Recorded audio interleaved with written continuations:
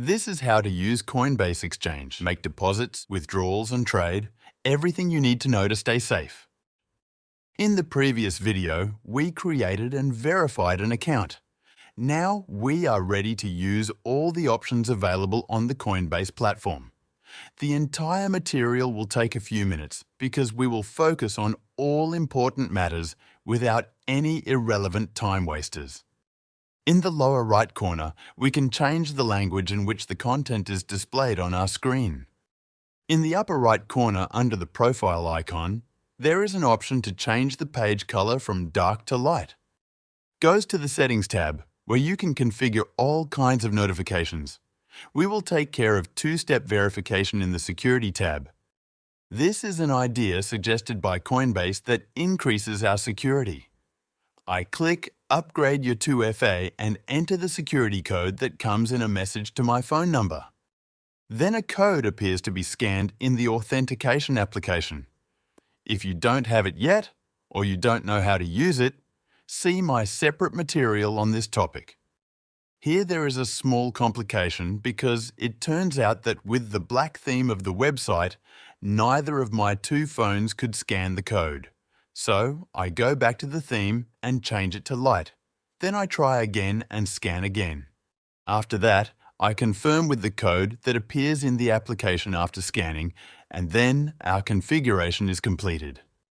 Regarding such practical things, I will tell you that I always scan the code on two different devices to avoid losing access if one of them breaks down. If you lose your verification codes, it will require a special account recovery procedure to be carried out by the exchange support.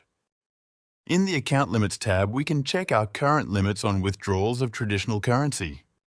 In the Payment Methods tab, we can add our payment card, use PayPal, or check the details for a traditional transfer. All data filling is exactly the same as in the case of regular online purchases. After saving them, we will be able to use the selected payment method at a later date. If you choose a payment method, you can go to the Buy and Sell tab, which is a simplified version of the transaction. To use it, we enter the amount we want to use, what cryptocurrency we want to buy, and how we want to pay for it. At the end, there will be a Buy button. After pressing it, a summary will appear, and after reconfirmation, the transaction will be completed. Selling works in a similar way. We choose what to sell and for how much, and what account to fund after completing the transaction. The last option is Convert, which involves changing one cryptocurrency into another using the conversion rate shown below. If you want to deposit or send your cryptocurrencies, go to the Send and Receive tab. If you are sending a transfer, you need to select the coin you are interested in. Only those that you have in your account will appear on the list of available ones. Select the number of pieces, provide the recipient's address, and confirm. If you want to receive a cryptocurrency, click on Receive, then select the desired coin and copy its address. At this point, remember that some coins, such as Ethereum, have many different networks on which they operate. Always make sure that you copy the coin address from the appropriate network. If you don't know what I'm talking about, watch my next video about blockchain networks. Later, in the My Assets tab, you will find a summary of all the funds you have, along with a chart of changes in the value of your portfolio over time. The Trade tab contains a list of different projects divided into categories related to them and all trade options we discussed earlier. Except that here we will go to Advanced mode because I want to explain some important functions to you. That is spot trading. In the top line, you will see an information panel about a given currency pair. Further in red, we will find a list of sales orders. In green, we will find a list of purchase orders. This moving list is the most recently completed orders. There are both sold and bought transactions here. In the upper left corner, you will find a drop-down list of all cryptocurrencies available for trading divided into different pairs. For example, in relation to Bitcoin, separately to stablecoins and so on. On the right side of the screen, you will find trading options. The first and basic one is limit order. Using this option, you can place your sell or buy order by adding it to the list of those available on the left side that I mentioned earlier. For example, you can enter that you want to buy Bitcoin at a price of $2,800 per piece. Select how much you want to spend and press buy, which will put your order on the waiting list. The sale works in exactly the same way. Once you have the cryptocurrency in your wallet, you can enter that you want to sell it at a price of $3,100 in the amount you choose, and after pressing sell, the order will go to the waiting list. Remember that there is no guarantee that your order will be executed because whether it will ultimately take place depends on the price on the stock exchange and its changes over time. The second option is market trading. Using this function, we sell at the current stock price immediately. Our order is executed without waiting, and we also buy immediately at the current price without waiting. This option is intended for people who want to complete the transaction quickly. The last option is stop loss. In other words, it is a conditional order sell if or buy if.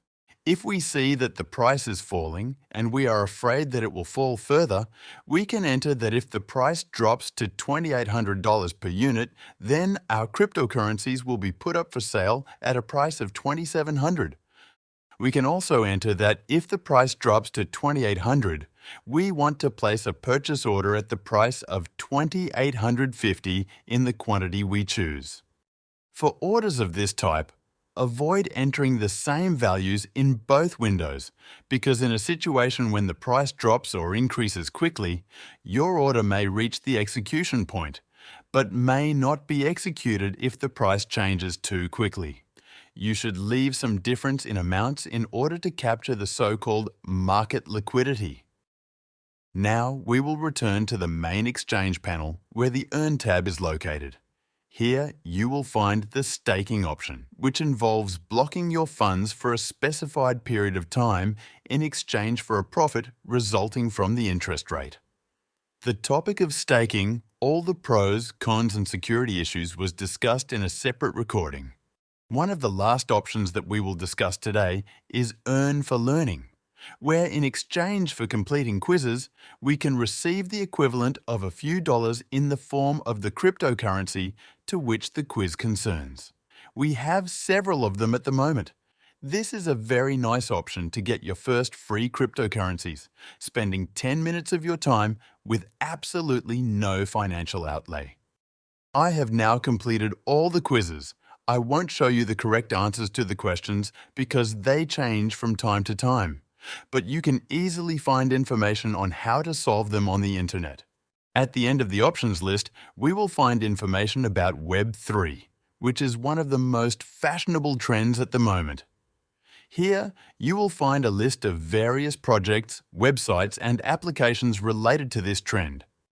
The final tab is More, where there are NFT tokens, which we will discuss in a separate material, and Coinbase One, which is a kind of subscription.